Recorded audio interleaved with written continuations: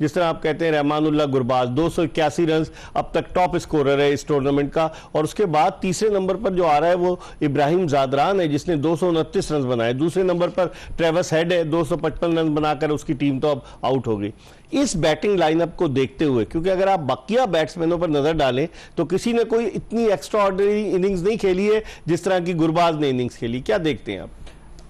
देखिए, मैंने टिल पहले दिन से, जब अफगानिस्तान का पहला मैच था, इनकी रिकॉर्ड पार्टनरशिप हुई थी, याद होगा 160 समथिंग की हुई थी, और उसके बाद से इनका एक मोमेंटम चला है गुरबाज का स्पेशली।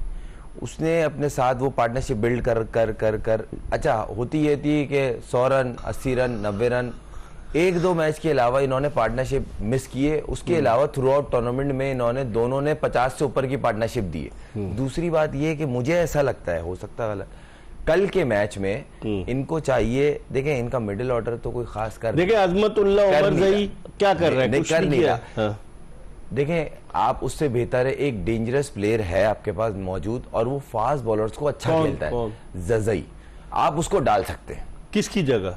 मिडिल ऑर्डर कोई भी बिठाते हैं, कौन अजमतुल्लाह उमरज़ई तो बॉलिंग भी करता है ना। देखें, आप दो तो बैट्समैन खेल ही रहे हैं ना, अगर आप गुलबदीन नायब खेलेगा तो बॉलिंग भी करके जितवा के दे रहा है। फिर उसके अलावा मोहम्मद नबी उसको बिठा सकते हैं, नहीं तजुर्बाकार है। उसके अलावा राशिद खान, और कौन बचा इनके पास? मैं इसलिए बोल रहा हूँ कि देखें, वो एक तो लेफ्टी है, दूसरा फास्ट बॉलर पे खेलता खुला है, तीसरा आप करीम जन्नात बैठ सकता है। ये तो बोल रहा, इनके पास ऐसे प्लेयर हैं जिसको आप रिप्लेस करके जज़ई को दे सकते हो। बड़ा मैच है और आपको एटलीस्ट अगर वो आउट भी होगा पता होगा यार आउट तो हो ही रहा था, जिसकी जगह रिप्लेस किया वो भी ऐसी प्लेयर था, तो वो बड़े डैमेज करने वाले होंगे साउथ अफ्रीकन बॉलिंग को स्पेशली, क्योंकि वो फास्ट बॉलर्स को बहुत अच्छा खेलता है और उसका हिटिंग जोन है ये शॉर्ट पिच बॉल, क्योंकि उनके तीनों बॉलर जो है ना हार्ड लेंथ पे हिट करते हैं और ओवर्स में कम से कम पर ओवर 1 से 2 शॉर्ट पिच लाजमी करते हैं। ये उनकी स्ट्रेटेजी देखिए, ताकि बैट्समैन यहाँ जोन जो होता है ना, जिसको बोलते हैं हम गुड एरिया,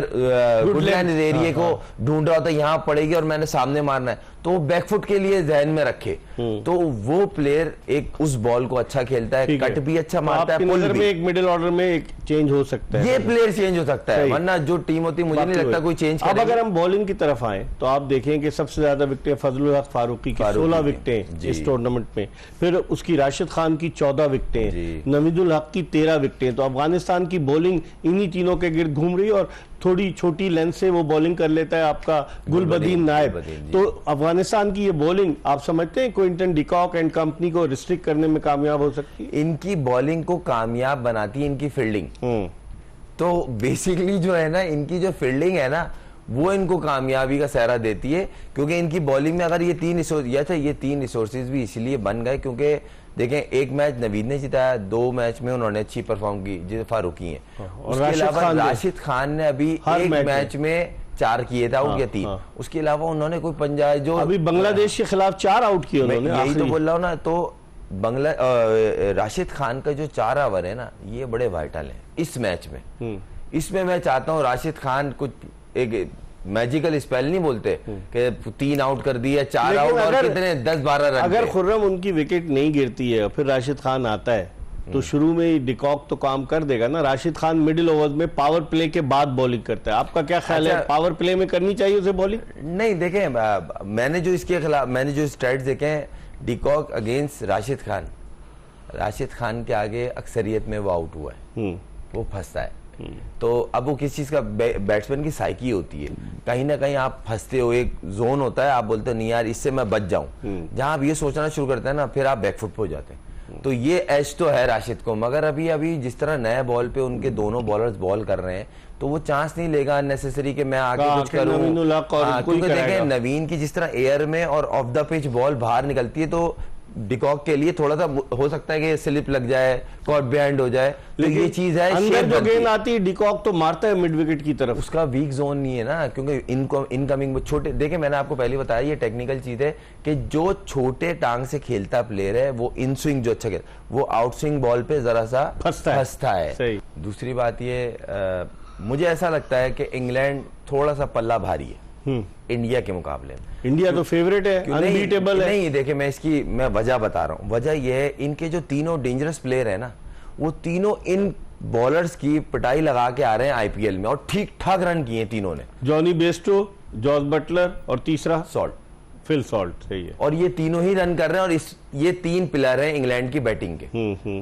उसके बाद मोइन अली आ जाते हैं, वो भी खेल लेते हैं, वो भी चिप इन करते हैं, फिर नीचे दूसरे आ जाते हैं, मगर मेन जो 3 प्लेयर है ना वो तीनों फॉर्म में, और इनके अगेंस्ट पूरी बॉलिंग को वो पूरी आईपीएल खेल के आए। सही। तो कहीं ना कहीं इंग्लैंड को एडवांटेज है। अच्छा। फिर जिस तरह की वो क्रिकेट खेल रहे हैं, तो वही वाली बात है, उस दिन पहले तो मैच हो सर, और मैच होना जरूरी है, वो मजा भी नहीं है कि ऐसी आप थ्रू कर रहे हैं। और मैं तो सरप्राइज हुआ और बड़ा मुझे हैरानगी हुई, ऐसा कोई रूल होना नहीं चाहिए, अगर ये है तो बड़ा अफसोस हुआ, क्योंकि एक सेमीफाइनल में आप पहले से पता था कि गयाना में भारतीय टीम आएगी सेमीफाइनल खेलेगी? नहीं, तो ग्रुप वो बनाया होगा ना, इस ग्रुप से जो निकली वो गयाना में आएगी। सही, ये सिंपल है ना।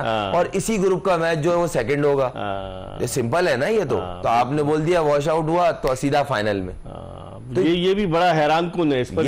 अगर आप कैलकुलेशन करें तो सिंपल है कि इस 2 ग्रुप की जो टीमें आएंगी वो सेकंड सेमीफाइनल खेलेंगी, उनका मैच गयाना में रख दो, इसमें इंडिया भी है। तो ये उस हिसाब से, इस पर हम मजीद बात करेंगे, लेकिन प्रोग्राम में एक ब्रेक ले रहे हैं, और ब्रेक के बाद जोश जगा दे में खुर्रम मंजूर के साथ दोबारा आपको ज्वाइन करेंगे। Welcome back after the break. आप देख रहे हैं एक्सप्रेस न्यूज की स्पेशल ट्रांसमिशन जोश जगा दे T20 वर्ल्ड कप के हवाले से। और अब T20 वर्ल्ड कप अपने इख्तितामी मराहिल में दाखिल हो चुका है। कल इस टूर्नामेंट के दोनों सेमीफाइनल्स खेले जाएंगे, और हफ्ते के दिन T20 वर्ल्ड कप का फाइनल मैच खेला जाएगा। खुर्रम, भारतीय टीम पर कितना प्रेशर होगा? 2013 से अब तक भारत कोई आईसीसी का मेजर इवेंट नहीं जीता है, 11 साल हो गए, और इस दौरान रोहित शर्मा ही कप्तान है, बीच में विराट कोहली भी रहे।